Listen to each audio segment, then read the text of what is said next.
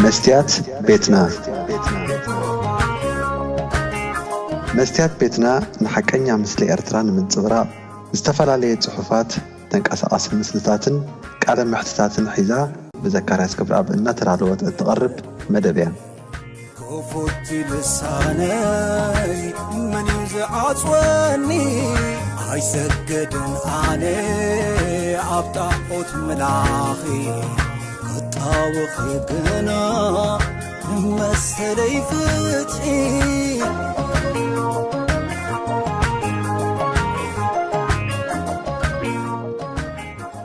ኣብ እዋን ጎስጓስ ፕሬዝደንታዊ ምርጫ ኣሜሪካ ዶናልድ ትራምፕ ብጥይት ተሳሒቱ ኣብ እዝኑ ጥራሕ ፎኪስ መጉዳእቲ ኣጋጢሞ ከም ዝነበረ ዝዝከር እዩ። እታ ኣብ ትራምፕ ዘይተዓወተት ናይ ኣሜሪካ ጥይት ግን ትማሊ ኣብ ልዕሊ ንፕሬዝደንት ትራምፕ ዝድግፍን ኣብ ዓቀባዊ ፖለቲካዊ መርገፂ ኣትኪሉ ንዝቃለስን ወዲ 31 ዓመት ቻርሊ ከርክ ተዓዊታትሎ። እታ ጥይት ንክሳድ እቲ መንእሰይ ስለ ዝበስዐት ብህይወት ክድሕን ኣይከኣለን።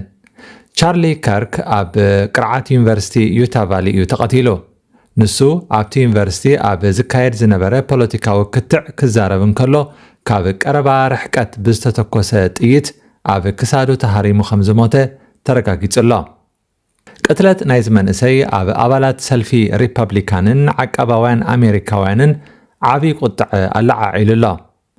ኣብቲ ከርክ ዝሳተፈሉ ዝነበረ መደብ ብውሕዱ 3000 ሰባት ይሳተፉ ከም ዝነበሩን ምስ ናይ ብሕቲ ሓለውቲ ከርክ ሓዊሱ 6 ኣባላት ፖሊስ ጥራሕ ኣብቲ ከባቢ መንባሮም ድማ ማዕከናት ዜና ይጽብጽባ።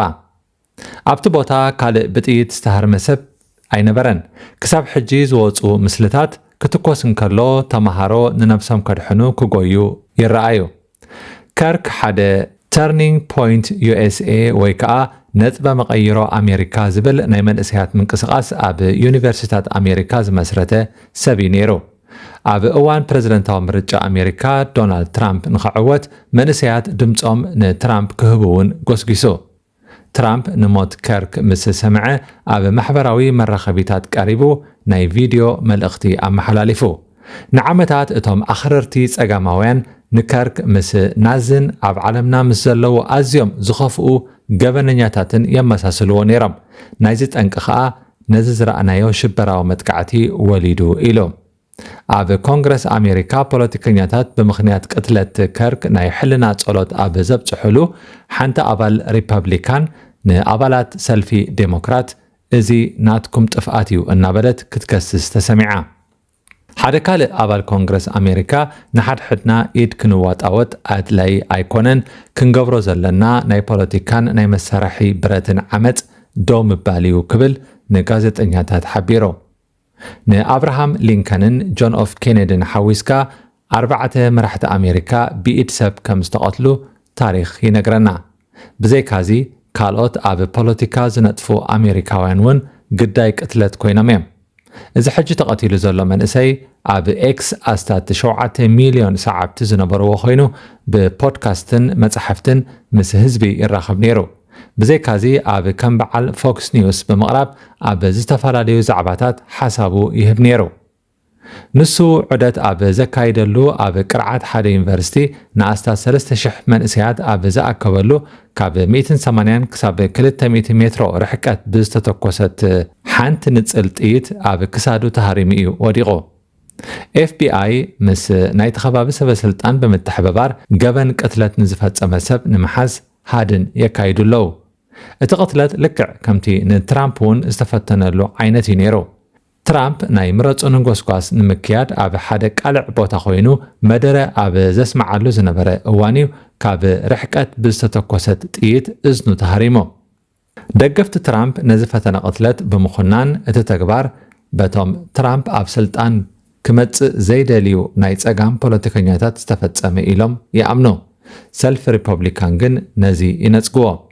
ከም ዝፍለጥ ኣብ ኣሜሪካ ብመሳርሒ ብረት ዝፍጸሙ ገበናት ኣዝዮም ብርክት ዝበሉ እዮም። ኣብቲ ሃገር ዓመታዊ ብመሳርሒ ብረት ልዕሊ 40,000 ሰባት ይሞቱ። ካብዚኦም እቶም ፍርቂ ኣቢሎም ነፍሲ ቅትለት ዝፍጽሙ እዮም። ጎደናታት ኣሜሪካ ውሑሳት ኣይኮኑን። ብፍላይ ኣብ ወሃብቲ ኣገልግሎት ትካላት ከም መዕደሊ ነዳዲ ንኣሽቱ ድኳናት ዝኣመሰሉ ቦታታት ብቐሊሉ ገበን ዝፍጸመሎም ስፍራታት እዮም ንቕትለት ቻርሊ ከርክ ግን FBI ፖለቲካዊ ዕላማ ዘለዎ እዩ ክብል ገሚትዎ ኣሎ ክቡራት ተኸታተልቲ መስትያት ቤትና እንቋዕ ናብ በዓል ቅዱስ ዮሃንስን ሓድሽ ዓመት ግእዝን ብሰላም ኣብፅሓኩም እናበልና ንሎሚ ቀትሪ ዝበልናዮ መደብና ኣብዚ ክንዛዝም ኢና መስትያት ቤትና